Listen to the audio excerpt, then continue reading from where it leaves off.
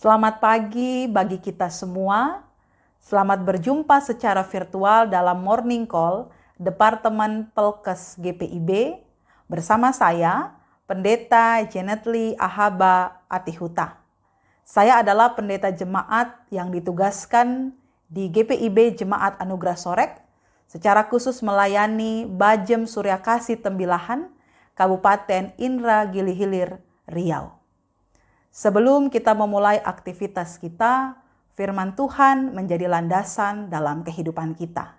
Saya mengajak kita semua untuk membuka Alkitab kita dari kitab Yosua pasal 20 ayat 1 sampai ayatnya yang ke-9.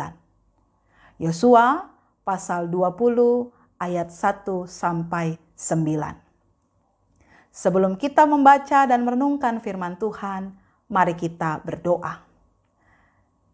Setiamu Tuhanku tiada bertara dalam kehidupan kami. Kami bersyukur untuk pagi yang indah dan nafas kehidupan yang menyegarkan kami di pagi hari ini. Ya Allah, Bapa yang Maha Kuasa, sebelum kami memulai karya aktivitas kehidupan kami memerlukan firman Tuhan sebagai tongkat yang kuat, sebagai penuntun kami. Berikanlah hikmat melalui kuasa Roh Kudus-Mu, agar ketika kami membaca dan merenungkan firman Tuhan, kami dapat memahami dan melakukannya dalam kehidupan kami hari lepas hari. Amin. Kitab Yosua pasal 20 ayat 1 sampai 9, demikian firman Tuhan. Kota-kota perlindungan. Berfirmanlah Tuhan kepada Yosua demikian, katakanlah kepada orang Israel begini, tentukanlah bagimu kota-kota perlindungan yang telah kusebutkan kepadamu dengan perantaraan Musa, supaya siapa yang membunuh seseorang dengan tidak sengaja, dengan tidak ada niat lebih dahulu, dapat melarikan diri ke sana. Sehingga kota-kota itu menjadi tempat perlindungan bagimu terhadap penuntut tebusan darah. Apabila ia melarikan diri ke salah satu kota tadi, maka haruslah ia tinggal berdiri di depan pintu gerbang kota dan memberitahukan perkaranya kepada para tua-tua kota.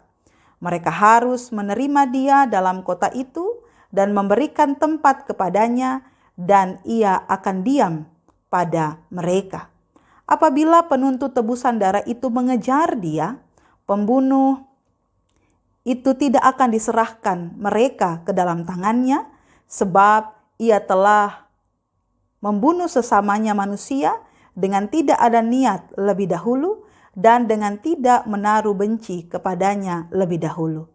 Ia harus tetap diam di kota itu sampai ia dihadapkan kepada rapat jemaah untuk diadili, sampai imam besar yang ada pada waktu itu mati. Maka barulah pembunuh itu boleh pulang ke kotanya dan ke rumahnya, ke kota dari mana ia melarikan diri. Lalu orang Israel mengkhususkan sebagai kota perlindungan Kedes di Galilea, di pegunungan Naftali dan Shikem, di pegunungan Efraim dan Kiryat Arba, itulah Hebron di pegunungan Yehuda.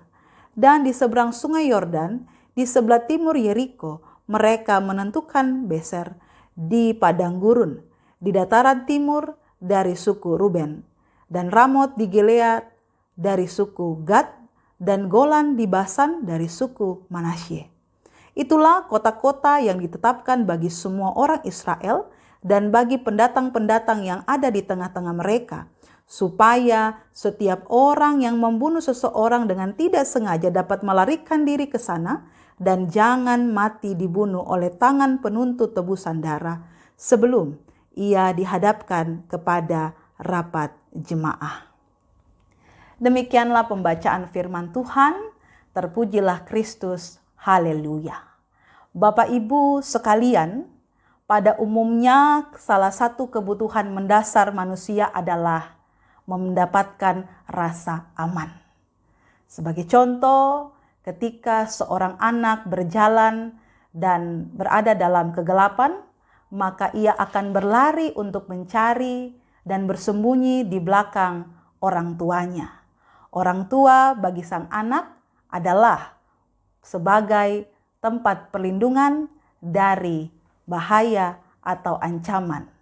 Dan itu juga, perlindungan itu juga yang saat ini sedang digumuli oleh Jemaat Bajem Surya Kasih Tembilahan yang berjumlah 90 kakak, di mana kami bergumul dengan kondisi tempat beribadah yang sampai pada saat ini belum mendapatkan izin untuk beribadah, sehingga beberapa waktu yang lalu kami berpindah-pindah dari satu tempat ke tempat yang lain karena ada keberatan-keberatan dari pihak-pihak lain. Dan terkadang kami juga mendapatkan ancaman dan berbagai hambatan. Namun justru hal itu tidak membuat jemaat presbiter menjadi takut dan bimbang. Tetapi kami meyakini akan perlindungan Tuhan yang berlaku bagi umatnya. Meskipun dalam kondisi yang kami alami, tapi Tuhan tetap menjadi kota perlindungan bagi jemaatnya, sehingga saat ini ada rumah pelkat yang kami dapat gunakan sebagai tempat beribadah yang saat ini juga sedang berada dalam pembangunan. Bapak Ibu yang terkasih, renungan firman Tuhan hari ini berbicara tentang City of Refugees atau kota perlindungan. Pada masa kepemimpinan Yosua, Allah memberikan perintah untuk Yosua dan juga bangsa Israel menentukan kota perlindungan. Dan perintah Allah itu dahulu sudah disampaikan kepada Musa sebelumnya. Kota perlindungan adalah dapat dikatakan sebagai zona netral. Mengapa? Karena kota perlindungan sebagai tempat yang aman, sebagai tempat jaminan keselamatan bagi orang-orang yang melakukan kesalahan, membunuh sesama tanpa sengaja. Sebagai contoh, ketika ada 2 orang pergi ke hutan untuk membelah kayu, ketika tangan seorang teman mengayunkan kapak untuk menebang pohon, mata kapak terlucut dari gagangnya, lalu mengenai temannya sehingga mati. Artinya, kesalahan atau pembunuhan itu tidak berdasarkan karena rasa tidak suka, karena kebencian, karena ada permusuhan, tetapi pure adalah sesuatu yang tidak diharapkan untuk terjadi. Maka pembunuh tersebut harus lari ke kota perlindungan yang telah ditetapkan. Kita bisa lihat dalam ayatnya yang ke-7 sampai ayatnya yang ke-9. Hal ini sangat menarik. Karena jika dilihat dari cara pandang manusia, bagaimana mungkin seorang pembunuh itu bisa dilindungi dan merasakan tempat yang nyaman? Kota perlindungan mau memperlihatkan bahwa Allah tidak melindungi orang yang melakukan kejahatan, tetapi juga Allah tidak menghendaki umatnya membalas kejahatan dengan kejahatan atau main hakim sendiri, atau dalam bacaan kita dikatakan sebagai penuntut tebusan darah, yaitu keluarga korban yang mengalami pembunuhan, agar mereka tidak main hakim sendiri. Tetapi di sini mau memperlihatkan bahwa persoalan atau kasus itu harus didudukan secara proporsional dan harus berada dalam suatu peradilan agar mata rantai balas dendam itu tidak menjadi panjang. Sehingga dalam ayat 5 sampai ayatnya yang ke-6, mereka yang bersalah, sang pembunuh itu mendapatkan sanksi atau hukuman, yakni mereka tidak boleh pulang ke tempat tinggal, tidak boleh pulang bertemu keluarga, tidak boleh pulang ke tempat asalnya sampai terjadi keputusan pada rapat jemaah atau sampai imam yang mengadili mereka itu meninggal. Atau dengan kata lain, mereka diasingkan. Itulah tindakan sanksi yang diterima bagi mereka yang melakukan kesalahan. Hal ini memperlihatkan bahwa Allah hadir dan berdaulat dalam keadilan, bukan hanya melindungi sang pembunuh, tetapi juga menjamin akan kehidupan keluarga agar tidak terjadi sebuah kejahatan atau balas dendam. Namun yang ada adalah rasa aman dan damai. Dari firman Tuhan pada saat ini ada dua hal yang kita pelajari. Yang pertama, kota perlindungan bukan hanya berbicara soal tempat, lokasi, tetapi sebuah keadaan yang dilindungi. Kondisi di mana seseorang ada dalam keselamatan yang terjamin. Ketika seseorang merasakan kegalauan, ketika seseorang merasa ketakutan, ketika seseorang berada dalam ancaman, maka kondisi hati, kekhawatiran, ketakutan itu menjadi bagian dalam kehidupannya. Dan ketika mereka lari kepada kota perlindungan yaitu Yesus Kristus, maka akan mendapatkan belas kasihan dan pengampunan dari Allah. Yesus menjadi kubu perlindungan dalam diri kita sebagai manusia. Yesus menebus dosa kehidupan kesalahan kita dan memulihkan kehidupan kita dalam darahnya, dalam kebangkitannya di tengah-tengah kehidupan kita. Hal inilah juga yang dinyatakan oleh Daud dalam Mazmur 32 ayat yang ke-7. Ia menjadikan Allah sebagai kota perlindungan, sehingga ketika ia berada dalam kesesakan, ia berkata, "Engkaulah persembunyian bagiku. Terhadap kesesakan Engkau menjaga aku. Engkau mengelilingi aku sehingga aku luput dan bersorak." Kota perlindungan yang sempurna itu ada di dalam diri Yesus Kristus. Dan Tuhan Allah dalam diri Yesus Kristus berdiri kekal menembus segala batas kehidupan manusia. Dialah Kristus Yesus, kota benteng kita, kubu pertahanan kita yang sempurna, perlindungan yang ajaib dan agung dalam kehidupan kita.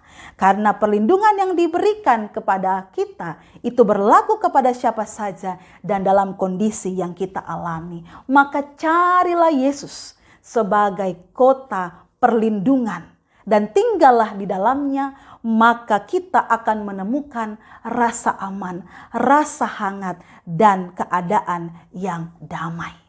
Yang kedua, dari pembacaan Alkitab kita pada hari ini, dalam kasih pemulihan pengampunan yang berasal daripada Kristus, mendorong saudara dan saya yang menerima semuanya itu untuk meneruskan kasih perlindungan Allah bagi sesama kita. Kita diajak sebagai manusia bahwa tidak boleh kita serta-merta menghakimi seseorang sebelum orang itu terbukti bersalah.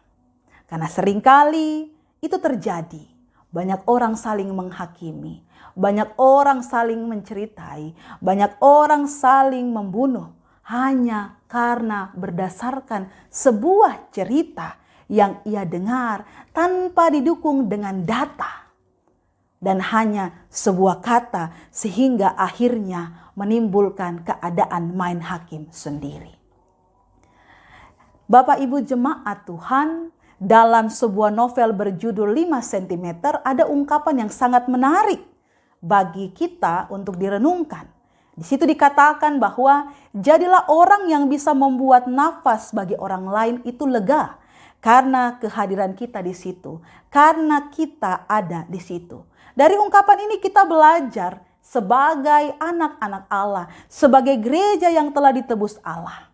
Dalam kondisi dan situasi ketika kita melihat sesama kita dirundung persoalan, dalam keadaan yang terancam, dalam rasa ketakutan, maka mintalah hikmat dari Allah dalam Kristus Yesus agar kita juga mendapat menjadi tempat perlindungan bagi sesama.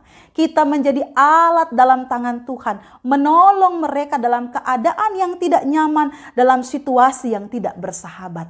maka jadilah sahabat bagi mereka yang sedang mengalami pergumulan, persoalan, dan tantangan hidup, agar mereka juga merasakan akan pewartaan kasih Allah itu, kedamaian itu, serta perlindungan di dalam kehidupan mereka hari lepas hari. Selamat beraktivitas. Tuhan memberkati. Mari kita berdoa. Allah Bapa yang Maha Kuasa, Engkau adalah perlindungan, pertahanan yang memberikan kedamaian, yang memberikan rasa aman, dan kami mengakui kami membutuhkan Engkau dalam kehidupan kami. Ketika hari ini kami akan memulai setiap karya aktivitas perjuangan kehidupan kami, biarlah Tuhan menjadi pemimpin bagi kami, mengarahkan, membimbing dengan hikmat Allah, agar kami dapat menjadi alat dalam tangan Tuhan, membawa damai sejahtera itu di tengah-tengah kehidupan kami. Amin. Selamat pagi, salam sehat, Tuhan Yesus memberkati.